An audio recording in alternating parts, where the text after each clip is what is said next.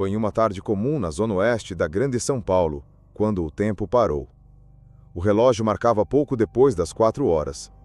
Danusa voltava do trabalho, como fazia todos os dias. Mas naquele 12 de junho, ela não encontraria a rotina. Encontraria o pior cenário que uma mãe pode imaginar. Larissa, sua filha de 10 anos, estava sozinha em casa. O irmão mais velho havia viajado a trabalho. A mãe havia saído cedo, como de costume. E como de costume, a filha estaria ali, se preparando para a escola. Mas naquela tarde, Larissa não responderia. Ao abrir a porta, Danusa se deparou com a cena que congelaria o coração de qualquer mãe. A filha, deitada na cama, com marcas profundas de violência. 16 facadas, 16 golpes que silenciaram uma criança. Os gritos de desespero de Danusa ecoaram pela comunidade, e logo os vizinhos chamaram o socorro. Mas era tarde. Larissa já não respirava. A polícia chegou logo depois. O cenário era aterrador.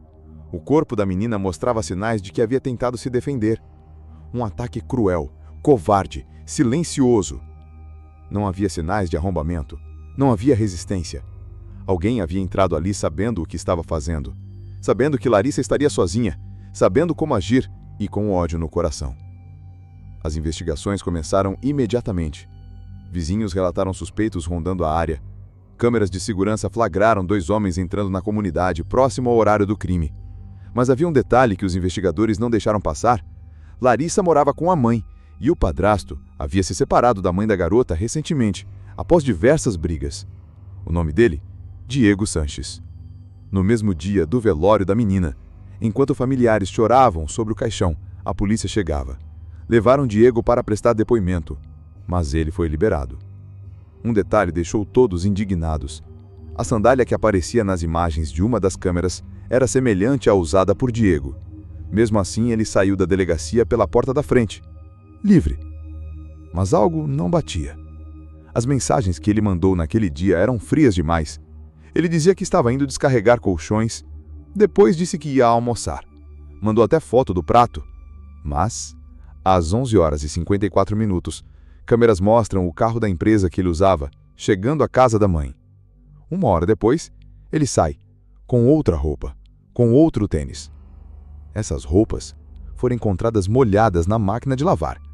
O tênis sumiu. A mãe disse que jogou fora, mas ninguém sabe onde. Ninguém viu. A polícia não encontrou. E então, a imagem decisiva. Uma gravação de rua mostra Diego passando próximo à casa de Larissa, no mesmo horário estimado da morte.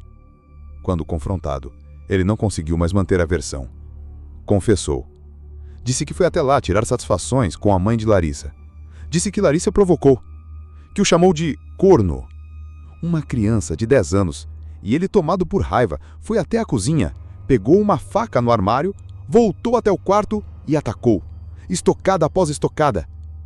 Um ato animalesco e irreversível. Mas a crueldade não termina aí. A faca usada no crime, desaparecida. A polícia procurou pela casa da mãe de Diego, procurou na casa da tia, vasculhou o terreno, a lavanderia, os armários. Nada. O irmão de Larissa, que colecionava facas, disse que uma delas havia sumido. Uma faca que, ironicamente, havia sido presente do próprio Diego. O crime escancarava o pior lado da convivência familiar. A confiança traída, a inocência destruída e a violência escondida sob uma aparência de normalidade. Mas há um detalhe que passou a intrigar os investigadores. Não foi só Diego que levantou suspeitas. A mãe de Larissa, Danusa, passou a ter sua conduta questionada. Ela sempre parecia abatida nas reportagens, mas vizinhos relatavam algo diferente. Disseram que muitas vezes deixava a menina sozinha em casa para sair à noite, que havia alertas, sinais ignorados. E pior, que ela mentiu em depoimentos. Os próprios advogados que representavam Danusa começaram a se afastar, um a um. Alegaram conflito de interesses, desacordo com a linha da acusação. Isso acendeu o alerta. Será que a mãe sabia de algo? Será que a cobertou? Ela negou. Disse que também era vítima, que não devia nada. Mas o que a polícia encontrou nos celulares dela, de Diego, ainda está em análise. Há mensagens trocadas, áudios, juras de amor. bilhetes escondidos com desculpas e palavras de perdão. Durante o velório, o clima era de revolta. Os familiares pediam justiça, a comunidade gritava.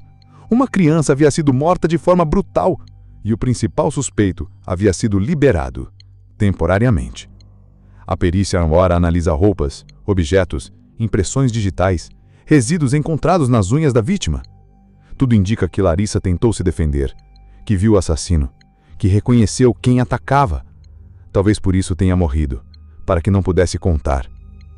Testemunhas começaram a surgir.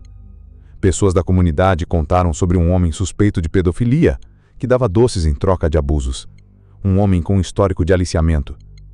Outra hipótese levantada foi a vingança de um homem que teve problemas com o pai de Larissa semanas antes do crime. Mas nenhuma dessas linhas foi tão consistente quanto a que apontava para Diego. Ele conhecia a casa, conhecia a rotina, tinha motivos, oportunidade e histórico de comportamento controlador. Ele exigia a senha do celular da mãe de Larissa.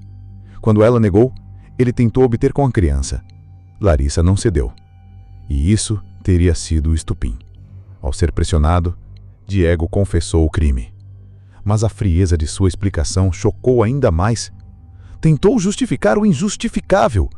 Tentou transformar um assassinato em um surto, uma reação, uma desculpa.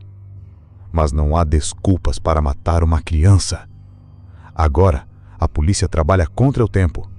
Diego ainda não foi preso preventivamente. Há riscos de fuga, riscos de mais tragédias. A comunidade está em alerta. A justiça pressionada. No centro de tudo isso está a memória de Larissa. Um quarto que agora está vazio. Uma escola que sente sua falta. Uma família devastada. E uma pergunta que ecoa: quantas Larissas mais precisam morrer até que os sinais deixem de ser ignorados? Se você também se revolta com o que aconteceu com Larissa e quer acompanhar todos os desdobramentos desse caso cruel, se inscreve agora no canal. Aqui a gente vai continuar cobrando justiça até o fim. Ative o sininho porque nos próximos dias novos detalhes serão revelados. Aqui na descrição eu deixei um link que vocês vão gostar. Não deixa de clicar. Justiça por Larissa.